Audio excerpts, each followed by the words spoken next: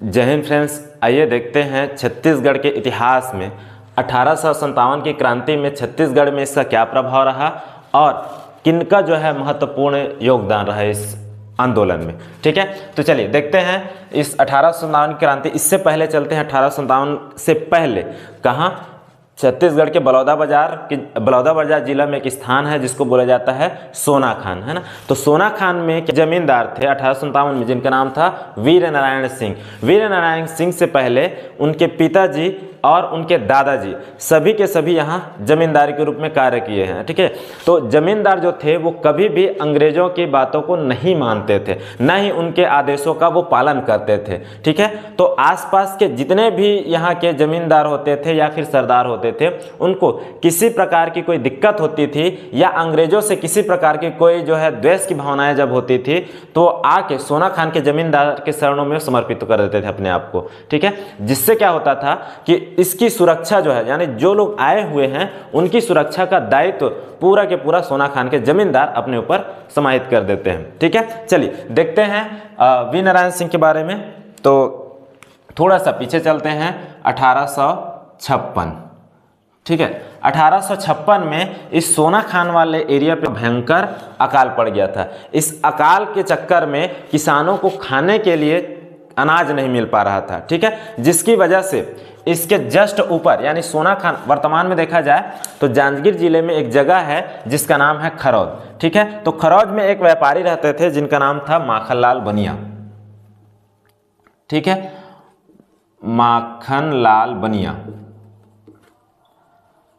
है ना। ये क्या था, व्यापारी था, है ना। व्यापारी होने की वजह से इसने क्या किया था कि जितने भी अनाज थे उनको अपने गोदाम में रख दिया था। ठीक है, जब किसानों को पता चला सोनाखान को कि माखनलाल बनिया के पास जो है अनाज है जिसको अकाल की स्थिति में वो लोग क्या कर सकते हैं, उपयोग कर सकते हैं, इसीलिए किसान जितने भी थे सब गए बनिया के पास और वहां जाने के बाद उन लोगों ने निवेदन किया कि भाई आप जो है हमको अनाज दीजिए ताकि इस भयंकर विकट परिस्थिति में हम निकल सकें। और जैसे ही क्या होगा कि भाई ये विकट परिस्थिति समाप्त होगा वैसे ही आपको बदले में, अनाज के बदले में वृद्धि करके, है ना, मतलब ब्याज के तौर पे अनाज और दे दिया जाएगा। लेकिन इस बात को बनिया ने मानने से इनकार कर दिया। बोला कि भाई हमको किसी भी प्रकार की कोई भी अनाज आप लोग को नहीं देना है, कटाकट मना कर दिया गया। ठीक है, अब मना होने के बाद जितने भी किसान थे खरौद से लौट के वापस आ गए सोनाखान में।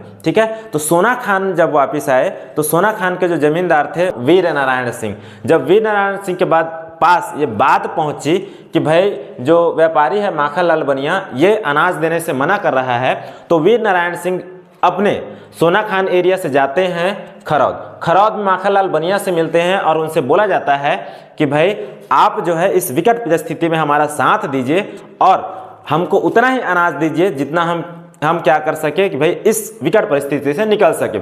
लेकिन उनको भी ये जो माखनलाल बनिया था अनाज देने से साफ सुथरा मना कर दिया। ठीक है, अब जो जमींदार थे वीरनारायण सिंह ये वहां से वापस चले गए। ठीक है, अब इन्होंने प्लान बनाया कि आधी रात को क्यों ना जो बनिया है उसके गोदाम को लूट लिया जाए। ठीक है, तो वीरनारायण सिंह ने अपने साथियों के साथ आधी रात को गए बनिया के यहाँ। ठीक है, वहां जाने के बाद बनिया का जो रूम था उसमें उन लोगों ने सकरी लगा दिया और उनके गोदाम पे गए और जो दरवाजा था उसको खोलने के बाद वहां से जितने मात्रा में अनाज की आवश्यकता थी, जितने में लोगों का पेट भर सकता था और कुछ जो है विकट परिस्थिति से निकल सकते थे, उतने ही अनाज वहां से उठाया गया, बाकी अनाजों को वहां रख दिया गया था। ठीक है, जब सुबह होता है तो माखनलाल को पता चलता है कि उसको गोदाम में चोरी हो चुका है, तो वह तुरंत इसकी सूचना देता है नागपुर के कमिश्नर को, है ना। तो नागपुर में उस समय में एक कमिश्नर होता था प्लाउडन।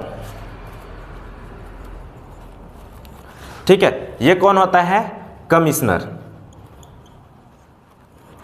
ठीक है, कमिश्नर होता है और कमिश्नर तुरंत फोन मिलाता है रायपुर के डिप्टी कमिश्नर को, डिप्टी कमिश्नर।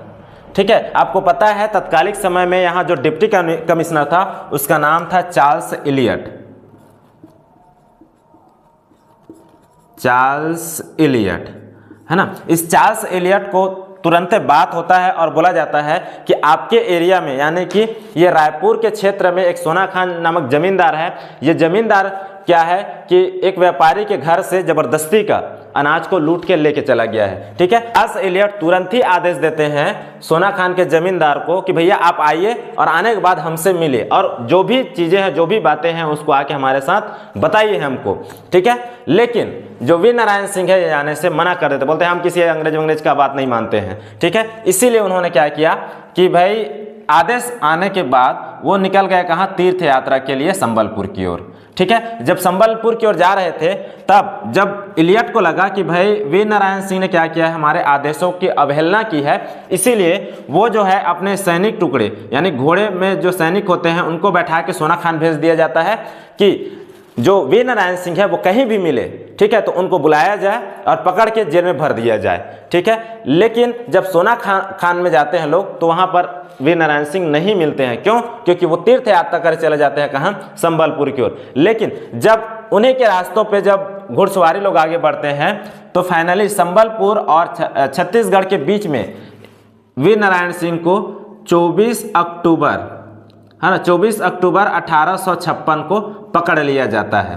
ठीक है, और पकड़ने के बाद इनको जेल में भर दिया जाता है रायपुर का। ठीक है, जब रायपुर के जेल में भर दिया जाता है तो इस बात से आसपास यानी सोना खान के जो लोग होते हैं, किसान होते हैं, वो बहुत ज़्यादा दुखी हो जाते हैं।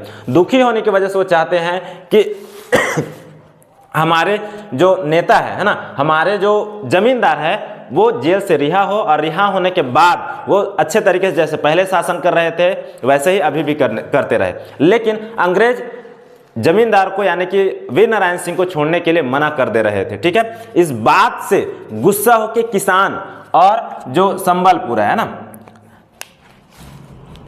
किसान और संबलपुर, ठीक, संबलपुर में एक जमींदार थे जिनका नाम था सुरेंद्र साय है ना। किसान और सुरेंद्र साय आपस में मिले और आपस में मिलने के बाद वीर नारायण सिंह को रायपुर के जेल से भगा दिया गया है ना। वीर नारायण सिंह ऐसा माना जाता है कि रायपुर के जेल में 10 माह 4 दिन तक रहे हैं। ठीक है, जब वहां से भागे तो भागने के बाद वो सोना खान के पास एक जगह था जिसका नाम था कुर्रूपाट। ठीक है, सोना खान के पास एक जगह जिसका नाम क्या है, कुर्रूपाट।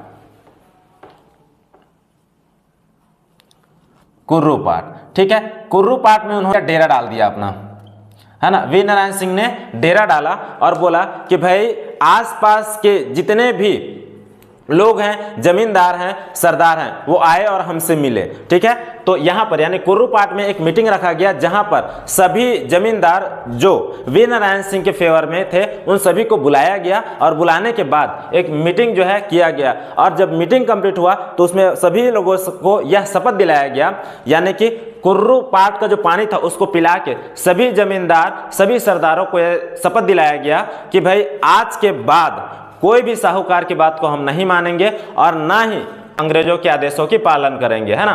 तो पहली बार ऐसा हुआ कि कुर्रूपाट जो क्षेत्र था उस क्षेत्र से वीर नारायण सिंह ने विद्रोह का घोषणा कर दिया अंग्रेजों के विरुद्ध। ठीक है, तो याद रखिएगा कि कुर्रूपाट में आके सभी लोगों को इकट्ठा किया गया और अंग्रेजों के विरुद्ध खुली चुनौती की घोषणा कर दी वीर नारायण सिंह के द्वारा। ठीक है, जब यह बात अंग्रेजों को पता चला तो डिप्टी कमिश्नर के पास वैसे भी एक प्रश्न उठ रहा था कि भाई ये तो यहाँ से निकल चुके हैं, अब इनको पकड़े तो पकड़े कैसे। ठीक है, तो इसने क्या किया, जो चार्ल्स एलियट था उसने अपनी एक सेना की टुकड़ी बनाई और उस सेना की टुकड़ी का जो हेड रखा वो था स्मिथ। ठीक है, तो याद रखिएगा वीर नारायण सिंह को पकड़ने के लिए सेना की टुकड़ी बनाई, है ना, टुकड़ी बनाया जिसका हेड बनाया स्मिथ। ठीक है, स्मिथ इसका हेड होता है। अब स्मिथ को बोला गया कि भैया स्मिथ तुम चाहे जहां से भी जाओ, हमको नहीं पता, लेकिन वीर नारायण सिंह को पकड़ के लाओ। ठीक है, अब ये व्यक्ति ने क्या किया, चूंकि इन लोगों को पता था कि भाई हम डायरेक्टली यदि वीर नारायण सिंह को पकड़ने जाएं तो पकड़ तो नहीं सकते, इसीलिए इसने क्या किया कि आसपास को देखा कि भाई सोना खान में जो है ना, सोना खान का जो जमींदार है उसका आखिर विरोधी है कौन। तो जब सर्वे कराया गया तब पता चला जो वीर नारायण सिंह के काका थे, है ना, ठीक है, देवरी काका, है ना, वीर नारायण सिंह के जो काका थे, देवरी के जमींदार उसके पास गए और बोला कि भाई आप जो है ना वीर नारायण सिंह को हराने में हमारा साथ देंगे, यदि वीर नारायण सिंह हार जाता है तो सोना खान वाला एरिया आपको दे दिया जाएगा। अब स्वाभाविक बात है, कोई स्पेशल जमींदारी एरिया यदि हमको मिलता रहे जहां से साल में 500-600 रुपये का क्या है इनकम होता हो, तो देवरी का जो जमींदार था उसने क्या किया कि भाई स्मिथ का साथ दे दिया और सोना खान के जमींदार के विरुद्ध जो है विद्रोह करने के लिए सामने आया। लेकिन इसी बीच क्या होता है कि भाई जो सोना खान के जमींदार होते हैं, कौन, आपके वीर नारायण सिंह, वो एक पत्र लिखते हैं, ठीक है, अपने साथियों को एक पत्र लिखते हैं गुप्तचर के माध्यम से कि भाई अंग्रेज जहां भी मिले ना उनको वहीं थूर दो, वहीं पर क्या कर दो, उसका खत्मा कर दो, ठीक है।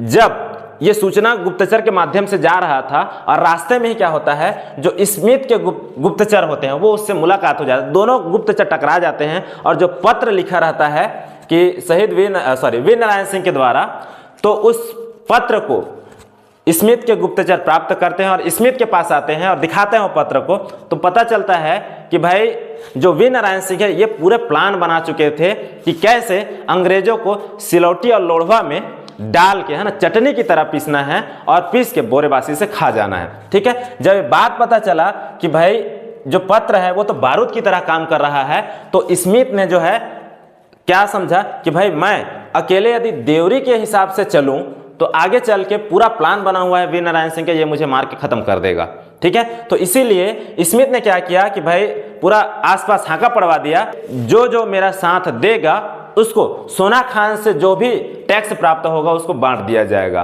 ठीक है।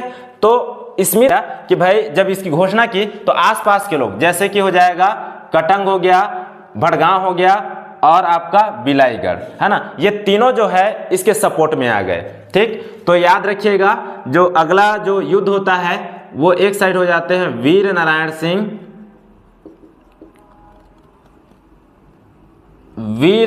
सिंह, जबकि दूसरी ओर हो जाता है स्मिथ, ठीक है, दूसरी ओर स्मिथ, और इसके सहयोग में कुछ जमींदारी भी आ जाते हैं, जैसे कि शुरुआत में तो देवरी आया था, देवरी, दूसरे में आ जाता है कटंग, ठीक है, तीसरे में आ जाता है आपका बिलाईगढ़, है ना, और लास्ट में एक और आता है जिसका नाम है भड़गांव,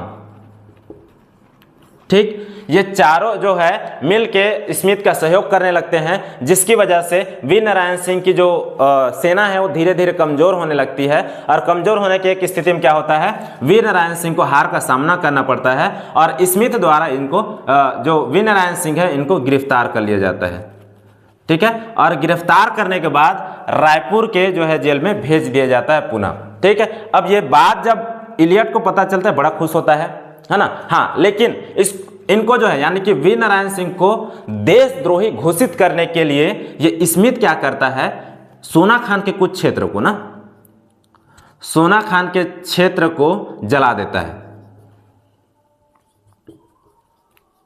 ठीक है। यानी सोना खान के अंतर्गत जो 2-4 गांव आ रहा था उन सभी गांवों को किसने जला दिया, और जलाने के बाद पूरा के पूरा इल्जाम किसके ऊपर लगा दिया, वीर नारायण सिंह के ऊपर। जब ये बात जो है रिपोर्ट ये इलियट के पास प्रस्तुत किया तो बोला भाई ये आदमी जो है खतरनाक है, यदि ये बाहर रहा तो और कई सारे गाँव को जला देगा, बर्बाद कर देगा, इससे अच्छा इसको क्या कर दिया जाए, फांसी लगा दिया जाए, ठीक है। तो वीर नारायण सिंह को क्या कि 10 दिसंबर, ठीक है, 10 दिसंबर 1857 को फांसी लगा दिया गया, ठीक है, फांसी पर चढ़ा दिया गया 10 दिसंबर 1857 को।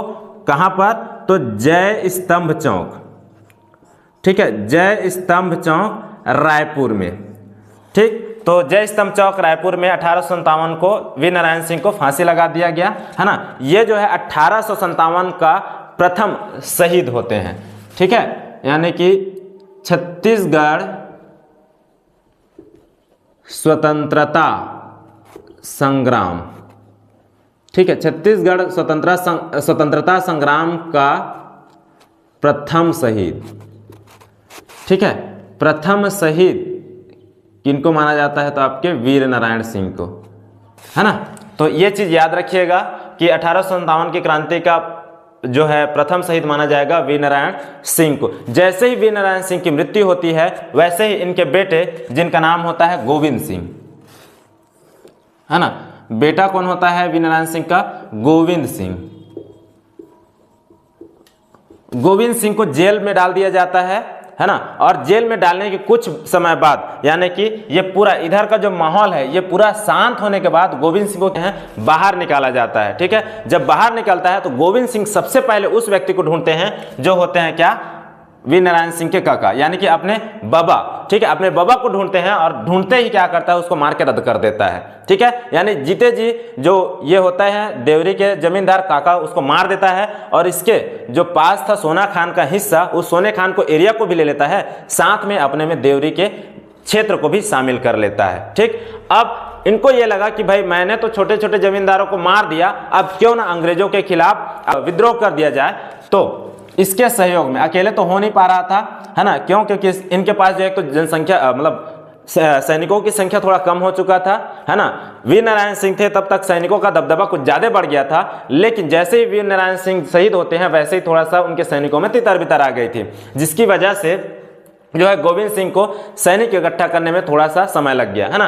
अब इनको जो है सहयोग, गोविंद सिंह को सहयोग करने के लिए आपका संबलपुर के जमींदार सुरेंद्र साय ये आते हैं। ठीक, और आने के बाद ये सहयोग तो देना चाहते हैं, युद्ध भी होता है, लेकिन इनको गिरफ्तार कर लिया जाता है। सुरेंद्र साय को गिरफ्तार कर लिया जाता है और गिरफ्तार करने के बाद जो है ये जो आक्रमण होता है, जो युद्ध होता है, वहीं पर स्थगित हो जाता है। ठीक है, लेकिन जो गोविंद सिंह होते हैं वो मजबूरीवश दिल में पत्थर रख के अंग्रेजों से संधि कर लेता है। ठीक, तो ये रहा पूरा जो है सोने खान की कहानी। ठीक है, सोना खान का जो जमींदार है शहीद वीर नारायण सिंह, उनके बारे में कुछ कहानियां थी, है ना, जो एग्जाम के दृष्टिकोण से थोड़ा सा इंपॉर्टेंट भी हो जाता है। ठीक, कि कब इनको फांसी हुआ था और कहाँ के जमींदार थे। ठीक है, अगला, अच्छा एक चीज और कि अंग्रेज आखिर इन लोगों से चिढ़ते क्यों थे? ठीक है, तो अंग्रेज इसलिए चिढ़ते थे क्योंकि यहां से मतलब सोना खान से लगभग 564 रुपया 4